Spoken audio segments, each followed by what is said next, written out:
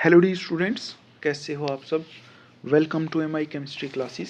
तो आज हम देखने वाले हैं D and F block elements chapter के, ठीक है, D and F block elements chapter के इंपॉर्टेंट क्वेश्चंस।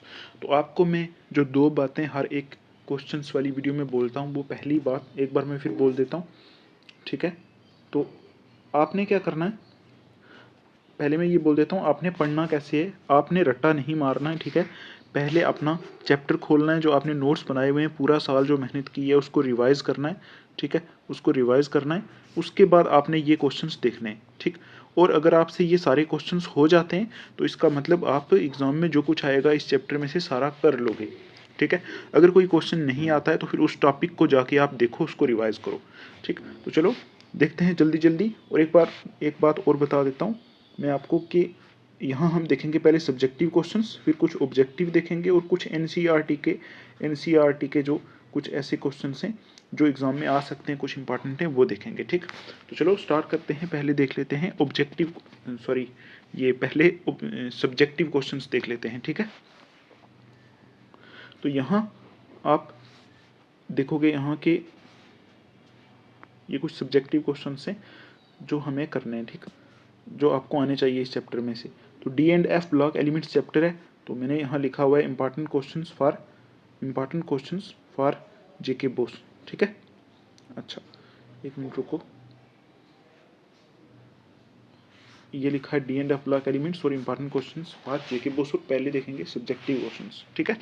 तो पहला देखो, पहला क्वेश्चन कैसा है, why D block elements are called transition elements, ठीक। तो अगर आपने पढ़ा है तो आपको पता ही होगा, ठीक है। मैंने भी ये चैप्टर पूरा पढ़ाया है, ठीक है, प्लेलिस्ट आपको मिल जाएगी, वहाँ से भी आप इसको पढ़ सकते हो। तो यहाँ है why D block elements are called transition elements, D block elements को ट्रांजिशन एलिमेंट्स या फिर ट्रांजिशन मेटल्स क्यों बोलते हैं, ठीक है, कर लोगे आप इसको। दूसरा देखो, why elements in between S and P block elements are called D block elements. ये भी एग्जाम में एक बार पूछा गया है प्रीवियस ईयर में, कि जो एस और पी ब्लॉक एलिमेंट्स के बीच में पीरियोडिक टेबल के अंदर यहाँ एस ब्लॉक होते हैं, इधर एस होते हैं, इधर पी होते हैं, तो इसके बीच में जो एलिमेंट्स होते हैं उनको डी ब्लॉक एलिमेंट क्यों बोलते हैं, ठीक। और आपको पता है इसका आंसर क्या होगा, आंसर यही होगा क्योंकि इनमें last electron D sub shell में जाता है, डी ऑर्बिटल में जाता है, इसलिए इनको डी ब्लॉक बोलते हैं, ठीक है। अच्छा, थर्ड क्वेश्चन देखो, right the electronic configuration of first transition series and explain trend in their oxidation states. First transition series जो 3D सीरीज है, अगर आपने पढ़ा है तो आपको पता होगा, जिसमें स्कैंडियम टाइटेनियम वगैरह आते हैं, तो उसकी इलेक्ट्रॉनिक कन्फिगरेशन लिखनी है पूरे सीरीज की, और उनकी ऑक्सीडेशन स्टेट में ट्रेंड लिखना है आपको, ठीक है, बिल्कुल सिंपल है, आप कर लोगे, ठीक। तो फोर्थ वाला देखो, right electronic configuration, atomic number and symbol of second and third transition series. Second और थर्ड ट्रांजिशन सीरीज जो है उसका मतलब हो गया 4D एंड 5D सीरीज। इनमें एटॉमिक नंबर लिखने हैं, एलिमेंट्स के सिंबल लिखने हैं, नाम लिखने हैं, और उनकी इलेक्ट्रॉनिक कन्फिगरेशन आपको लिखनी आनी चाहिए। ये भी एग्जाम में पूछा जा सकता है, इनमें से कुछ भी, या तो सिर्फ इलेक्ट्रॉनिक कन्फिगरेशन बोलेंगे या सिंबल, एटॉमिक नंबर, सब कुछ। ये पहले भी ऐसे क्वेश्चन आए, तो ये आप करोगे, ठीक है, ये आपको आना चाहिए। उसके बाद है fifth, what do you mean by effective nuclear charge. तो यहाँ मैंने जब आपको पढ़ाया था चैप्टर, तो इफेक्टिव न्यूक्लियर चार्ज जो है क्या होता है वो भी मैंने आपको बताया था, तो ये भी आपको आना चाहिए, ठीक है। अच्छा, यहाँ सिक्स देखो, discuss trend in atomic and ionic size of D block. D block elements में आयनिक और एटॉमिक साइज में क्या ट्रेंड है। आयनिक और एटॉमिक साइज में ट्रेंड का मतलब आपको पता ही है, left to right periodic table में जाने पे, मतलब सेकेंडियम टू आगे जाने पे क्या होता है, और डाउन जाने पे साइज में क्या फ़र्क पड़ता है डी ब्लॉक में, ठीक है, वो आपको देखना है। सेवन्थ देखो, why atomic size of 5D and 4D series is same. 4D और 5D का यहाँ एटॉमिक साइज सेम होता है, तो क्यों सेम होता है वो बताना है आपको, ठीक है। तो ये भी आपको मैंने कराया था, ऐसा टॉपिक हमने पढ़ा हुआ है, ठीक है, सिंपल चीज़ है, कुछ मुश्किल नहीं है, ठीक। उसके बाद देखो एट्थ वाला, discuss trend in ionisation enthalpy of D block elements. D block element की आयनाइजेशन एंथैल्पी में ट्रेंड दिखाना है कि लेफ्ट टू राइट जाते क्या होता है, टॉप टू बॉटम जाते क्या होता है आयनाइजेशन एंथैल्पी को, ठीक है। अच्छा, 9 देखो, डिस्कस ट्रेंड इन M2+ से M और M3+ से M2+ स्टैंडर्ड ऑक्सीडेशन पोटेंशियल्स, ठीक है, स्टैंडर्ड इलेक्ट्रोड पोटेंशियल्स। आपको एक टॉपिक पढ़ाया गया था इसमें, वो टॉपिक था ट्रेंड इन M2+, ऐसे करके M2+ से M, और M से M3+ से M2+, आगे लिखा था स्टैंडर्ड इलेक्ट्रोड पोटेंशियल, उनमें क्या ट्रेंड है, ठीक है। तो वो ट्रेंड जो है वो भी आपको देखना है यहाँ। तो ये क्वेश्चन है ना, ट्रेंड इन M2 प्लस से M और M3 प्लस से M2 plus standard electrode potential, इनमें क्या ट्रेंड है। तो आपको दिखाना है कि वैल्यूज़ घटती हैं बढ़ती हैं, कहाँ क्या होता है, ठीक है, वो ट्रेंड दिखाना है। मतलब कहाँ वैल्यू ज़्यादा बढ़ जाती है इनकी इलेक्ट्रोड पोटेंशियल की, कहाँ घट जाती है, वो चीज़ आपको दिखानी है, ठीक। अच्छा, इस बेस पे और किस्म के भी क्वेश्चंस मिल सकते हैं, मैं आगे आपको बताऊंगा, ठीक है। अच्छा, अब देखो 10 question, discuss magnetic properties of D block elements. तो magnetic properties D block element की आपको दिखानी है, कौन सा डायामैग्नेटिक है, कौन सा पैरामैग्नेटिक है, ठीक है।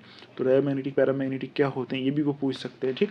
और आपको कोई जैसे सी आर 2 प्लस या फिर कोई ऐसे एलिमेंट देंगे, उनकी इलेक्ट्रॉनिक कन्फिग्रेशन लिख के आपको बताना है कि डायामैग्नेटिक है या पैरामैग्नेटिक है, ठीक। तो अगर उनमें अनपेड इलेक्ट्रॉन होगा, अनपेड होगा कोई भी, तो पैरामैग्नेटिक होगा। अगर सारे के सारे इलेक्ट्रॉन उनमें पेड होंगे तो वो होगा डायामैग्नेटिक, ठीक है। 11 देखो, why D block elements form coloured ions. हमने पढ़ा था कि डी ब्लॉक एलिमेंट जो होते हैं कलर्ड आयंस बनाते हैं, क्यों बनाते हैं, ठीक है। तो ये आपको देखना है, ठीक। अच्छा, आपने प्रॉपर्टी पढ़ी होगी, आपको पता होगा। और एक चीज़ मैं आपको बोलता हूँ, यहाँ पीछे थोड़ा सा शोर है तो आप उसको थोड़ा इग्नोर करोगे, ठीक है। अच्छा, नेक्स्ट देखते हैं, ये कौन सा क्वेश्चन है ये वाला। यहाँ देखो 12, why D block elements form complexes. D block element complexes क्यों बनाते हैं, ठीक है। तो ये प्रॉपर्टी भी हमने स्टडी की है, तो ये आप कर लोगे इसको, ठीक है। Why D block elements act as catalyst. D block element catalyst के तौर पे बहुत यूज होते हैं, क्यों यूज होते हैं, ऐसे क्वेश्चन एग्जाम में पूछे गए, ठीक है, प्रीवियस ईयर में। अब 14 देखो, why D block elements form interstitial compound. D block elements interstitial compounds तो बनाते ही हैं, लेकिन क्यों बनाते हैं, ठीक। ये आपको इनके आंसर आपको दिमाग में रखना है, ठीक है, देख लेने एक बार ऐसे क्वेश्चंस के। What are alloys, why D block elements form alloys. Alloys क्या होते हैं और डी ब्लॉक एलिमेंट अलाइज क्यों बनाते हैं, ठीक, ये भी देख लेना है आपको, ठीक है। अच्छा, अब देखो 16 वाला, give 4 oxidising reactions of KMnO4 in acidic and basic medium. ऐसा क्वेश्चन एग्जाम में पूछा गया है। हमने डी ब्लॉक एलिमेंट में दो कंपाउंड पढ़े थे ना, एक पढ़ा था KMnO4, ठीक है, पोटेशियम पर मैंगनेट, और एक पढ़ा था K2Cr2O7, ठीक है, इसको बोलते हैं पोटेशियम डाइक्रोमेट, ठीक है। ये दो कंपाउंड्स हमने पढ़े थे, उनकी प्रिपरेशन, प्रॉपर्टीज और यूजेस। तो वहाँ से ही ये क्वेश्चन है कि 4 ऑक्सीडाइजिंग रिएक्शंस बतानी है आपको KMnO4। हमने देखा था KMnO4 जो होता है वे ये वाला अच्छा ऑक्सीडाइजिंग एजेंट होता है, तो ये भी अच्छा ऑक्सीडाइजिंग एजेंट होता है, ये भी अच्छा ऑक्सीडाइजिंग, दोनों ही ऑक्सीडाइजिंग एजेंट होते हैं, ठीक है।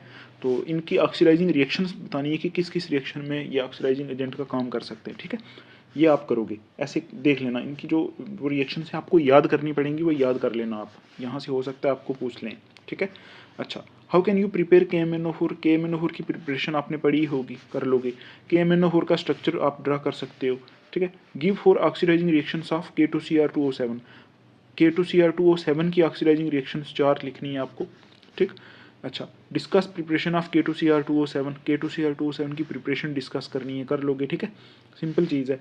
ये वाला देखो 21, why F block elements are called inner transition elements, ठीक। यहाँ तक डी ब्लॉक एलिमेंट के क्वेश्चंस हो गए, अभी एफ ब्लॉक एलिमेंट्स के स्टार्ट हो रहे हैं। एफ ब्लॉक एलिमेंट्स को इनर ट्रांजिशन एलिमेंट क्यों बोलते हैं, ठीक है, ऐसा मैंने आपको पढ़ाया था, आराम से आप कर सकते हो उसको, ठीक। अच्छा, 22 देखो, discuss electronic configuration of lanthanides and discuss trend in oxidation states, ठीक। तो लेंथेनाइड की इलेक्ट्रॉनिक कन्फिगरेशन, उनके सिंबल क्या होते हैं, उनका एटॉमिक नंबर क्या होता है, वो सब आपको आना चाहिए, और उनमें ऑक्सीडेशन स्टेट में ट्रेंड क्या है वो भी आपको आना चाहिए। ऐसा क्वेश्चन भी एग्जाम में पूछा गया है, ठीक है। Give the reaction of lanthanide with halogens and water. हमने देखा था ना रिएक्शंस ऑफ लेंथेनाइड में, जब हमने पढ़ा था तो हमने ऐसे करके 4 5 6 करके ऐसे छोटी छोटी रिएक्शंस लिखी थी ना, reaction with water, reaction with halogen, है ना। तो वहाँ से ये क्वेश्चन आया है, give the reaction of lanthanide with halogen. और हेलोजन के साथ क्या रिएक्शन होती है लेंथेनाइड की, और वाटर के साथ क्या होती है लेंथेनाइड्स की, ठीक है। अच्छा, ये आप कर लोगे। नेक्स्ट देखते हैं, तो ये वाला देखो, अब 24, write some uses of lanthanides. Lanthanide के कुछ यूजेस लिखने, ठीक है। What do you know about misch metal. ये मिश मेटल आपको मैंने बताया था क्या होता है, लेंथेनाइड का, लेंथेनाइड्स का ही एक अलाई होता है। लेंथेनाइड इसमें यूज़ होते हैं, ये किस लिए यूज़ होता है ये आपको सब बताया था, तो ये हो सकता है आपको ये भी पूछा जाए, ठीक।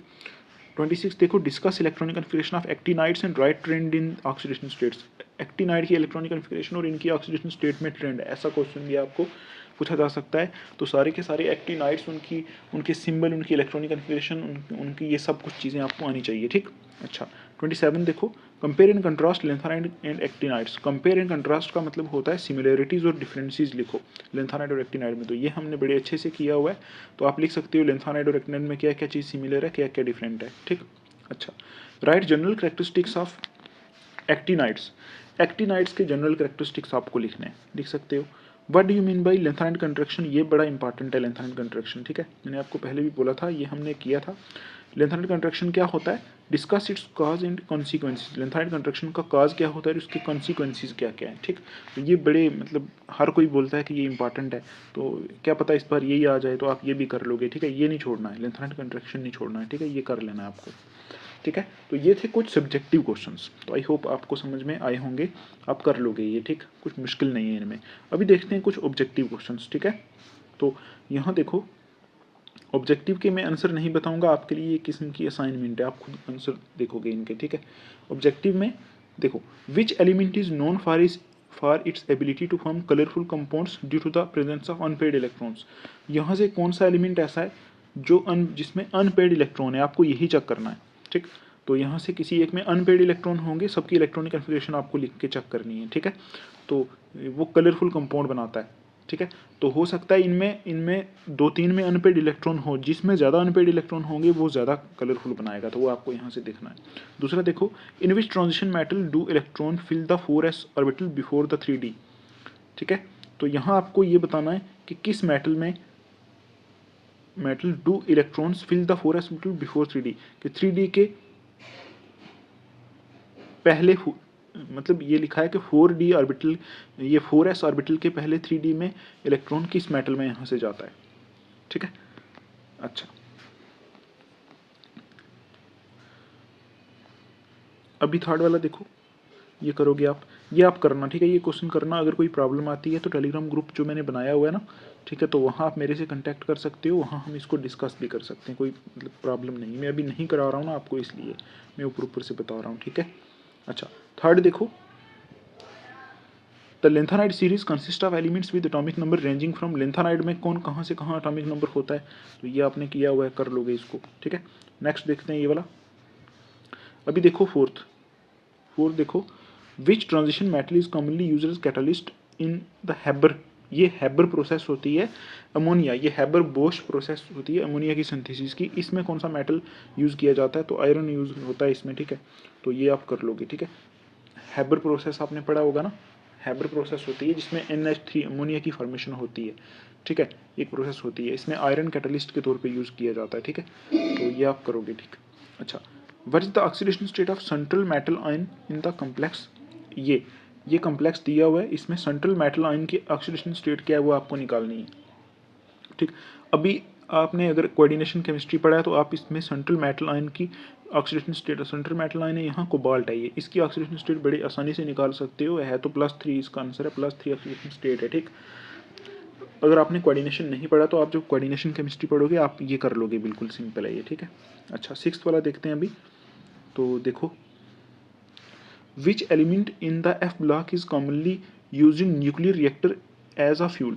तो ये यूरेनियम होता है। ठीक है, न्यूक्लियर रिएक्टर के अंदर यूरेनियम जो एलिमेंट होता है ये यूज़ होता है। ठीक, फ्यूल के तौर के ऊपर मैंने आपको बताया भी था जब हमने F ब्लॉक एलिमेंट्स पढ़ा था। ठीक, 7 देखो, D block elements are also known as. D block elements को क्या क्या बोलते हैं, डी ब्लॉक एलिमेंट को ट्रांजिशन एलिमेंट्स बोलते हैं। सिंपल है बिल्कुल, कुछ मुश्किल नहीं है। 8th वाला देखो, which F block element is use in the treatment of certain type of cancer due to its radio activity.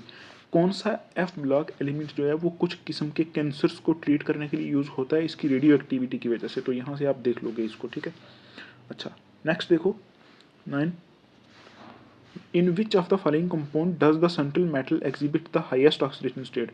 यहाँ जितने कंपाउंड दिए हैं किस में सेंट्रल मेटल जो है, सेंट्रल मेटल सब में मैंगनीज है। ठीक है, किस में सेंट्रल मेटल जो है उसकी ऑक्सीडेशन स्टेट सबसे ज़्यादा है, तो ये आप ऑक्सीडेशन स्टेट निकालोगे तो देखोगे इसको। ठीक, प्रॉब्लम आएगी तो टेलीग्राम ग्रुप जो है, ठीक है, बना हुआ है, तो वहाँ उसकी लिंक आपको कमेंट्स में और डिस्क्रिप्शन में मिल जाएगी, वहाँ से आप मेरे से पूछ सकते हो।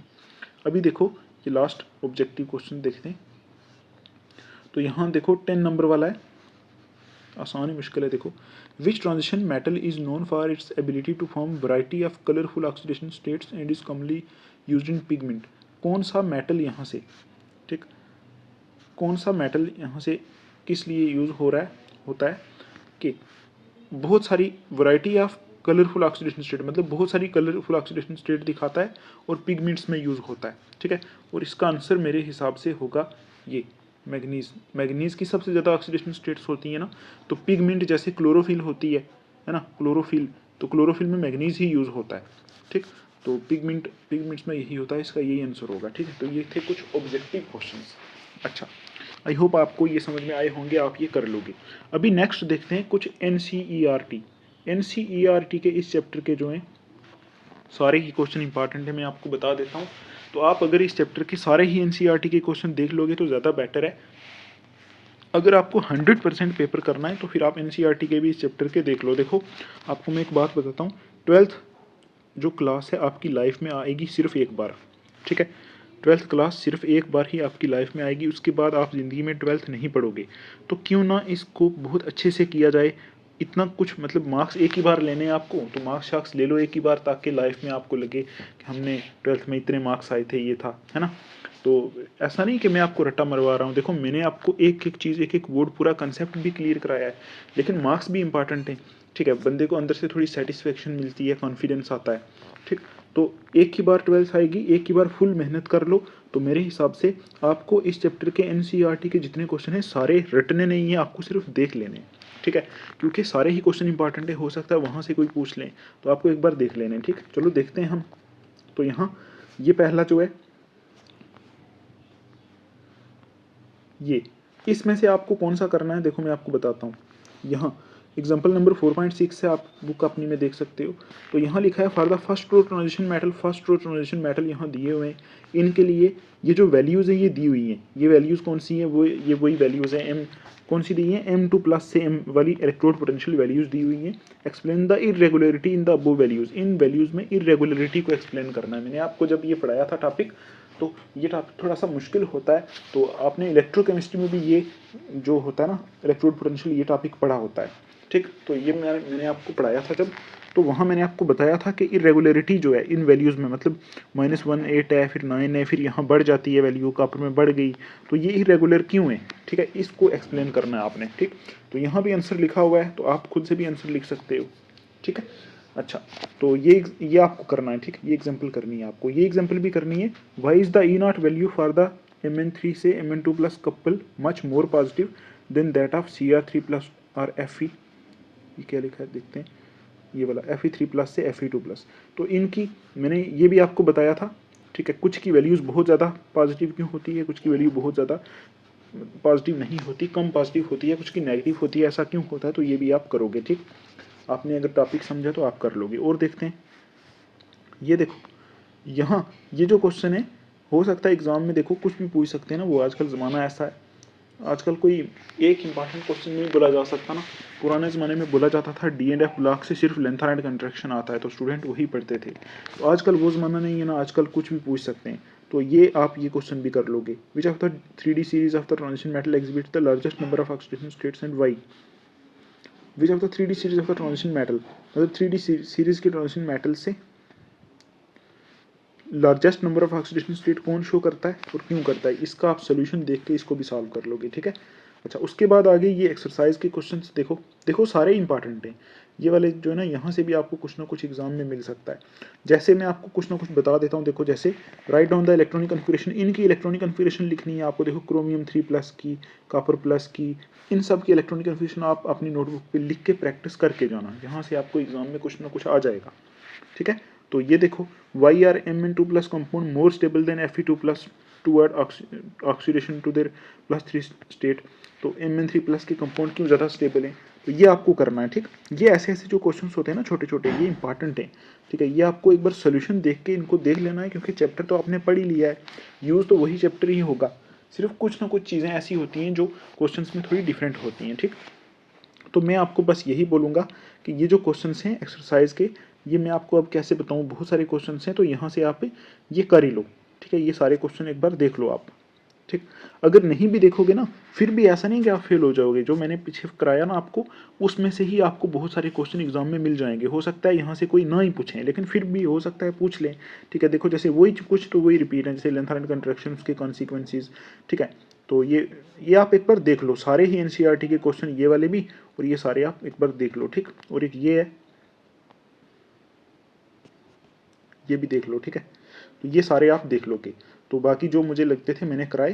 तो यहाँ तक ही रखते हैं ये लेक्चर। तो आप सारे क्वेश्चन देखो, कोई प्रॉब्लम आती है, किसी क्वेश्चन में भी प्रॉब्लम आती है, आप उसका फोटो मुझे मेरे टेलीग्राम ग्रुप पे जो आपके लिए बना हुआ है वहाँ भेज सकते हो, ठीक। तो फिर हम इस वीडियो को यहाँ तक ही रखते हैं, ज़्यादा लेंथी हो गई है। तो हम मिलेंगे नेक्स्ट लेक्चर में, नेक्स्ट वीडियो में, ठीक है, जहाँ हम देखेंगे कोऑर्डिनेशन केमिस्ट्री, ठीक, कोऑर्डिनेशन केमिस्ट्री के इंपॉर्टेंट क्वेश्चन। तो तब तक के लिए आप अपना ध्यान रखो, पढ़ाई करो। तो take care, thanks for watching.